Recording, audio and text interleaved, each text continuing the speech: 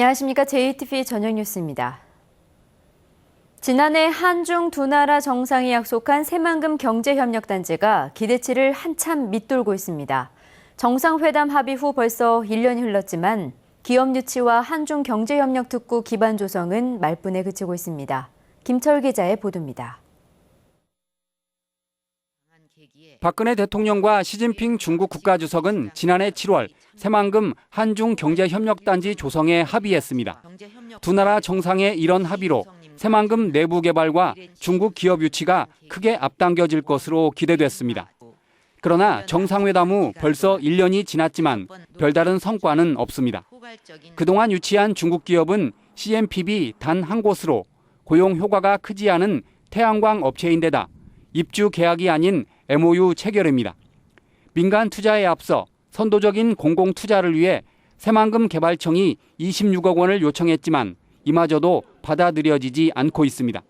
한중 경협특구가 새만금 개발 사업 성공에 상당히 중요한 비중을 차지할 텐데 내년도 정부 예산안에 이 시범단지 개발 예산 26억 원 반영이 안 됐죠. 그렇습니다. 새만금 산업단지에 장기 임대 용지를 매입해 중국인 투자 기업에 임대하는 한중 경제협력특구 기반 조성은 2천억 원의 총 사업비 분담을 놓고 갈등을 빚고 있습니다. 정부는 국가 예산 60%, 지방 예산 40%를 요구하고 있습니다. 그러나 전라북도는 지방 몫이 너무 많다며 국가 80%, 지방 20%로 맞서고 있습니다. 경제협력 특구는 어차피 각 국가 간의 관계의 문제이고 국가에서 주도해야 될 사업이기 때문에 국비 투자가 필요하다고 보고요. 20% 정도는 분담을 할 수 있다 생각하지만 그 이상 40%까지 분담하는 것은 어렵다고 생각합니다. 한중 경제협력단지는 새만금 내부 개발의 희망입니다. 그러나 중국 기업 유치와 경제협력특구 조성이 늦어지면서 한중 경제협력단지가 위기를 맞고 있습니다. JTBC 뉴스 김철우입니다. 내년에 교육 재정이 매우 어려워질 거라는 소식 전해드렸는데요. 전국의 시도교육감들이 내년도 누리 예산을 편성할 수 없다는 뜻을 재확인했습니다. 조창현 기자입니다. 울산에 모인 시도교육감들은 교육재정 위기감에 대해 한 목소리를 냈습니다. 정부의 예산 압박에 더 이상 밀릴 경우 사실상 교육 자치가 어렵다는 판단했습니다. 시도교육감들은 교육재정의 최대 걸림돌인 누리예산 편성을 거부하겠다는 의지를 재확인했습니다. 시행령 개정을 하더라도 좀 법률적으로 누리과정 예산 편성을 강제할 수 있는 방안은 없거든요. 시행령 개정과 상관없이 전국에 있는 시도교육감들은 누리과정 예산 편성을 하지 않을 겁니다. 김승환 교육감은 이미 누리예산 편성 거부 입장을 강하게 밝혔고 이번엔 혼자 싸우지 않을 것이라고 말했습니다. 경기도 교육감은 누리예산 편성을 안 하는 게 아니라 못하는 것이라고 주장했습니다. 시도교육감들은 국회 예산심의를 앞두고 정부를 압박하기 위해 집단행동에 나설 것을 고민했지만 이견이 있어 추후에 다시 논의하기로 했습니다. 교육감들은 정부가 예산 압박을 지속할 경우 청와대 앞 1인 시위와 국회 앞 노숙 직무, 단식 농성 등 강하게 대응하기로 했습니다. 정부는 지방교육청이 누리 예산을 교부금에서 의무적으로 지출하지 않으면 환수할 방침이어서 올 연말 누리 전쟁이 재연될 가능성이 높아 보입니다. JTBC 뉴스 조창현입니다. 낮에는 영어 학원 강사로, 밤에는 절도범으로 이중 생활을 해온 40대가 구속됐습니다. 도심을 돌며 수천만 원을 털어오다 1년 만에 붙잡혔습니다. 정원희 기자입니다. 전주의 한 상가 건물. 한 남자가 어둠 속에서 화장실 창문을 잇따라 뜯어냅니다. 얼마 뒤 벽걸이형 텔레비전을 들고는 순식간에 사라집니다. 오픈하고 얼마 되지 않아서 또 이런 일이 일어나니까 저도 CCTV 보고는 알았었는데 손님으로 와서 화장실을 계속 왔다 갔다 거리면서 이렇게 두리번 거리기를 좀 왜 그런가 싶긴 했어요. 41살 김모 씨는 최근 1년 동안 도심 상가와 주택가를 돌며 금품을 훔치다 경찰에 붙잡혔습니다. 노트북과 텔레비전 등 돈이 되는 건 가리지 않고 25차례에 걸쳐 3천만 원어치를 털어 인터넷을 통해 팔았습니다. 김 씨는 석 달 사이 이 가정집에서만 무려 4차례나 금품을 훔치는 대범함을 보이기도 했습니다.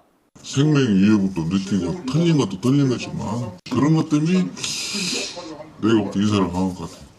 알고 보니 김 씨는 학원에서 중고등학생을 가르치는 영어 강사였습니다. 낮에는 학원 수업, 밤에는 도둑질을 하는 이중 생활을 해온 겁니다. 그 전에는 학원을 좀 운영했는데 학원이 잘 안 되니까 그 학원이 망했고 최근에 좀 생활비가 좀 쪼들리고 하니까 절도를 한 것 같습니다. 경찰은 김 씨를 상습 절도 혐의로 구속하고 또 다른 죄가 있는지 조사하고 있습니다. JTB 뉴스 정원익입니다.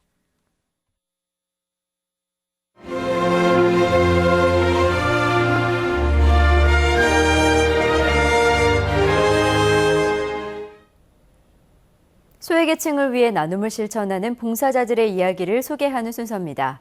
이웃들에게 웃음을 선사하기 위해 마술 익히기에 구슬땀을 흘리는 예비 마술 봉사자들을 김진영 기자가 만났습니다. 비둘기가 들어있는 검은 상자에 날카로운 침을 조심스럽게 찔러 넣습니다. 상자는 이내 침으로 빼곡합니다. 침을 빼낸 뒤에 상자를 열자 비둘기가 힘차게 날아오릅니다. 고난도의 마술을 익히기 위해 예비 마술 봉사자들은 스마트폰까지 동원합니다.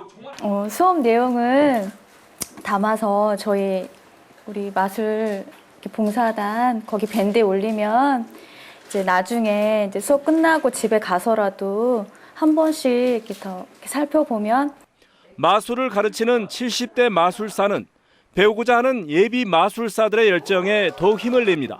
마술을 배워서 남한테 봉사를 하는 그런 정신이 투철하기 때문에 열정이 대단합니다.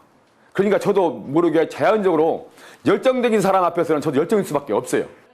지난 5월부터 주부와 퇴직자 등 20여 명이 이웃들에게 웃음을 선사하기 위해 마술을 배우기 시작했습니다.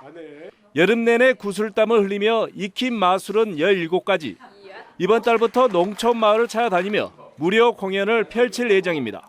사람들이 기뻐하는 그 모습, 그리고 궁금해하는 그 모습, 그런 것들이 참 의미 있다 생각해가지고 그런 사람들하고 같이 어울리기 위해서 그렇게 시작했습니다. 소외된 이웃들에게 밝은 웃음을 선사하기 위해 열정을 불태우는 예비 마술 봉사들이 밝은 세상을 만들어가고 있습니다. JTB 뉴스 김진형입니다. 박경철 익산시장이 경찰에 수백만 원의 경력금을 지급한 기록이 나와 조사에 나섰습니다. 전주지검 군산지청은 익산시로부터 제출받은 박경철 시장의 업무 추진비 사용 내역서를 분석한 결과 지난해 11월부터 익산경찰서 등에 현금 200만 원을 지급하는 등 모두 345만 원을 경력금으로 사용한 것으로 확인했다고 밝혔습니다. 검찰은 금품 거래 여부와 사용 내역 허위 기재 여부 등을 조사해 위법 사실이 드러나면 관련자들을 사법 처리할 방침입니다. 전북은 오늘 정읍이 26.3도, 전주와 익산은 26도까지 올랐습니다. 내일은 아침에 내륙 지역을 중심으로 안개가 끼는 곳이 있겠습니다. 아침 최저 기온은 6도에서 12도, 낮 최고 기온은 24도에서 27도로 오늘보다 조금 높겠습니다. 모레도 맑은 날씨 속에 전주가 25도까지 오를 것으로 보입니다. 내일 바다 물결은 0.5에서 1m를 일겠습니다. 전주기상지청은 당분간 막다가 이번 주말쯤 약한 비가 내리면서 낮 기온이 20도 안팎까지 떨어질 것으로 내다봤습니다.